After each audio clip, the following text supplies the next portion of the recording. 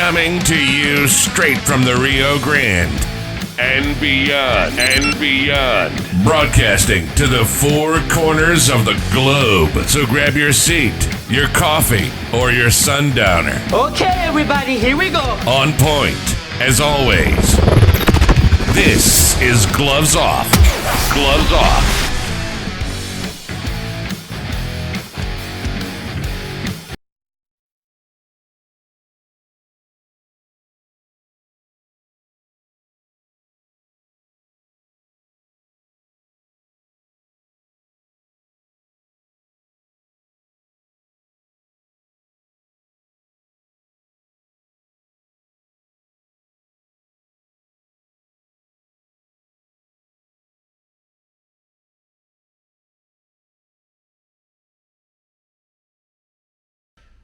Back at you and Gloves Off, and today I have a great guest. She's a candidate. She's in the runoff for Webb County Constable Precinct 4. Yeah, there's 4. And how you doing? I'm doing good. Thank you so much. You know, it's always a pleasure to be here. Thank you for allowing us, all, when I say us, I mean candidates, to come, use your podcast as a platform to share information and just, you know, be transparent with the community. And believe me, it's open to all. Any candidate can come out there if they wish, and most of them have gotten an invitation, and some of them come, and it's fine. If some of them don't, it's fine. You know, but it's just the way it is. Yeah. So we're excited. You know, I made the runoff, and we're looking for an election on May 28th.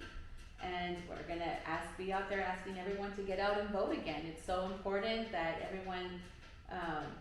We're starting new, you know, what happened in the elections in the primary, it's great, you know, the numbers were great, but now it's, como dicen, borrón y cuenta nueva. You know, we need to come out and do it all once again. Absolutely. You know, your runoff kind of sparked everybody, because they were saying, whoa, everybody, you know, the way it was. But who's helping you? Did other people come and help you? Are you getting other endorsements? Are people saying, you know what?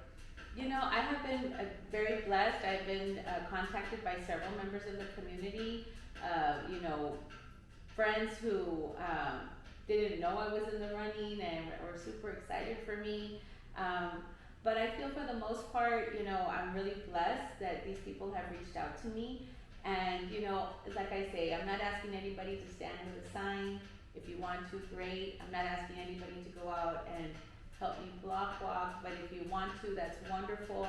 But most importantly, I need your vote. I need your vote. I need you to go out and share with your family, your friends, and get to know me and what I'm about, and definitely spread that message, because I am the only candidate that is currently a deputy constable running for constable. This is my job. This is what I've been doing for the past 10 years.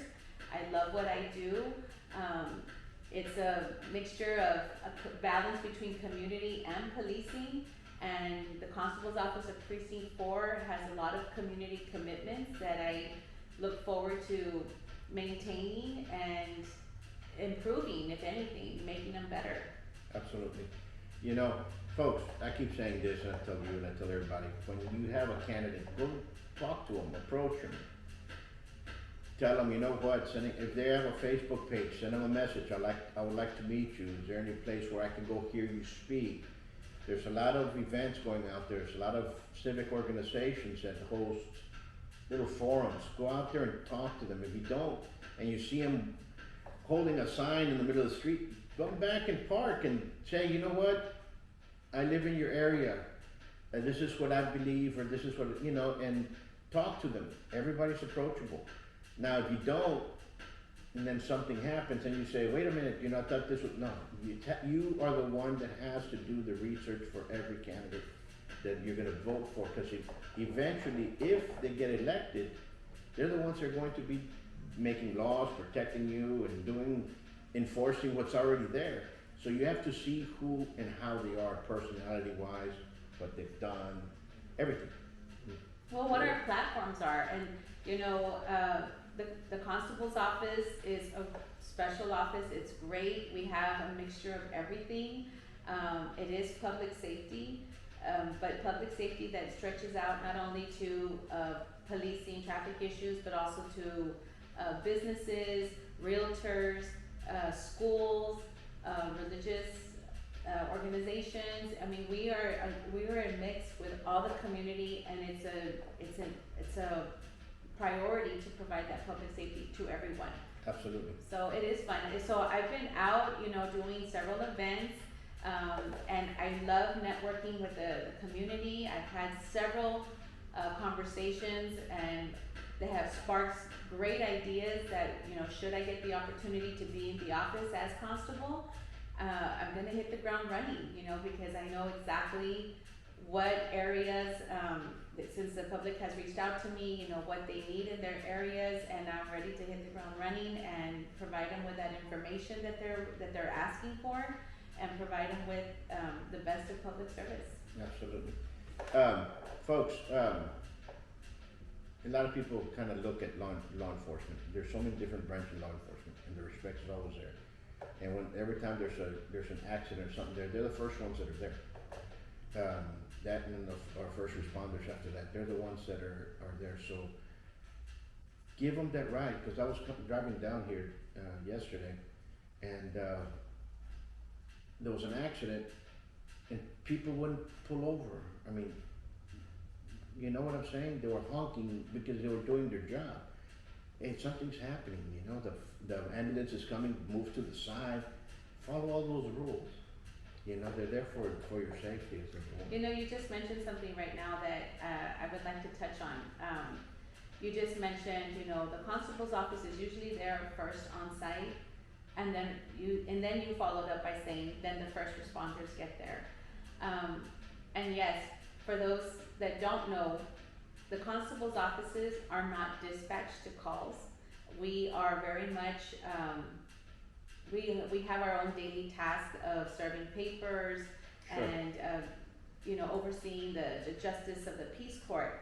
But we are Texas peace officers. Sure. We do arrive on scene most of the time first, and we help assess the situation and pass on the information to the responding agency, whether it be the Laredo Police Department, DPS, or the Webb County Sheriff's Office, or United Independent School District, because that's the district in Precinct 4. But we all work together. It's working with local, state, and federal agencies, maintaining open lines of communication, respecting everybody's job and their duties, and just being there as an extension of law enforcement. So I appreciate that you said that, and I just wanted to get an opportunity to explain it, because a lot of times the community will say, well, what do you mean you're not a first responder? Well, we are not dispatched to calls. Our county dispatch doesn't send us to a call, but we do hear the traffic. And of course, if we're close by in the area, we will respond to that dispatch call, and we will assist. Absolutely. People say that councilmen are not there. Listen, they're traveling the roads a lot more so. Why? Because they're out there serving papers and warrants and so on and so forth. So they're the ones that are actually getting there first. And they're out in the traffic. They could see a traffic accident. They stop by and help, and that's just the way it is. We can be flagged down by somebody who needs medical attention. We can be flagged down by somebody who is just needing a simple motorist assist. Because we are out there actively patrolling and serving papers, so we are in the vicinity. So of course, it's a priority to improve on those patrolling efforts, to work closely with the community to see that we're meeting the needs. And whatever those needs are, if it's something that cannot be addressed by the constable's office, or is routinely not addressed by the constable's office, we will gladly share that information with the agency that it pertains to. Again, the Laredo Police Department, DPS, HSI, Border Patrol, the Webb County Sheriff's Office. We are all an extension. We all work in the same field of law enforcement. I like to put it like an example as teachers. You're a math teacher, you're an English teacher. You share the same students. You work with the same community. Your focus is math, your focus is English. That's my job. We have, in law enforcement, we have the same community, but we all have our area that we focus on. And constables focus on civil process as a focus. patrol, from the Laredo Police Department, patrol from the Sheriff's Office, they focus on traffic. So of course, we have the same community, we serve the same community, and it's, important that we maintain those open lines of communication, and we only improve those lines of communication for the Absolutely. betterment of the community. Absolutely. Now, it's good that you're talking about that, because another thing that gets me, and we're right here in Hillside. I mean, it's 2:30, the kids are getting out, and people are just, you know, listen, there's a school zone for a reason. And Yes. they're flying by, and, you know, they hear an ambulance, they don't pull over, they don't hear a police officer, they don't pull over. Have that respect, do that, you know, I know sometimes it's hard, but try to do it. I see some people just ignore it. You know, I think for the most part, it's all going back to basics and reminding and educating the community of those school zones and where they're at. It's reminding them about not driving, using your cell phone, and being distracted for the most part. You know, luckily throughout this campaign, and I think I mentioned it last time, throughout the campaign, as I was standing there at the polls with my signs and waving at people, I could see that these drivers, many of the drivers are clearly distracted, you know, texting on their phone, taking selfies, while they're driving, you know, and I get it, technology is at our fingertips, you know, and it is just so easy, but if you haven't seen what an accident can do from a distracted driver, you know, it's unfortunate. We just need to get back to basics and remind people to drive safe, you know, especially in our school zones where we have kids crossing at crosswalks, and, you know, you have to mind that speed of, you know, those yellow flashing lights are there for a reason. Absolutely, absolutely. Now, changing the subject a little bit, you have an event coming up, right, Easter? What are you doing? Well, I just had it, as a matter of fact. Oh, really? It was this past Sunday. I was at the Father Magnabo Park. I was invited by the Border Flag Football League, which is with Mr. Arturo Santos as the president, a phenomenal organization. I got to meet, there's 35 teams in this Border Flag Football League. Each team has about 15 players, and they are from all over Webb County. Some of these players even came from Zapata.